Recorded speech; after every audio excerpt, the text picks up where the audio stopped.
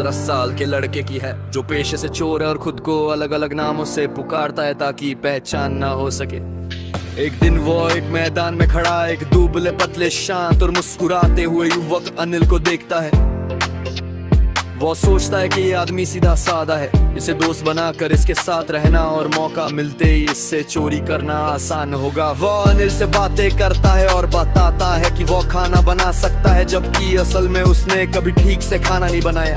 अनिल उसकी बातों में आ जाता है और उसे अपने साथ रहने की इजाजत दे देता है। वह उसे खाने रहने की सुविधा भी देता है और धीरे धीरे उसे पढ़ना लिखना सिखाने लगता है। चोर को पहली बार लगता है कि कोई उस पर भरोसा करता है और उसे कुछ बनाना चाहता है। ये अनुभव उसके लिए नया है। अनिल ईमानदार, सरल और मददगार है।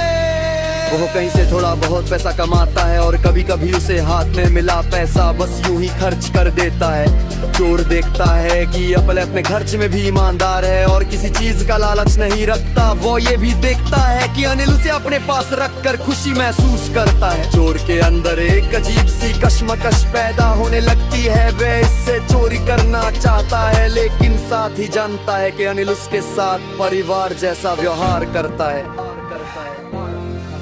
एक दिन अनिल को उसके लिखे हुए लेख के बदले 600 रुपए मिलते हैं। चोर ये देखकर समझ जाता है कि उसके लिए ये बेहतरीन मौका है। रात को जब अनिल के घर ही नींद में होता है, वह धीरे धीरे उसके तकिए के नीचे हाथ डालकर सारे पैसे निकाल लेता है। हल्की बारिश हो रही होती है। चोर घर से निकलकर स्टेशन की ओर भाग जाता है। ट्रेन छूटने वाली होती है और वो उसके डिब्बे में चढ़कर भाग सकता है, लेकिन तभी उसे ऐसा लगता है जैसे कोई भीतर से उसे पकड़कर रोक रहा हो। वो सोचता है कि अगर वो इस बार भाग गया तो फिर कभी पढ़ना लिखना नहीं सीख पाएगा। अनिल ने उसे प्यार दिया, भरोसा दिया और उसने वही भरोसा तोड़ दिया। वो स्टेशन पर खड़ा बारिश में भीगता रहता है और लगातार अपने मन से लड़ता रहता है। आखिरकार वो फैसला करता है कि वो वापस लौटेगा। वो घर लौटे आता है और अनिल के सोते हुए पास जाकर भीगे हुए नोट फिर से तकिए के नीचे रख देता है, जैसे कि कुछ हुआ ही ना हो। सुबह अनिल सामान्य व्यवहार करता है।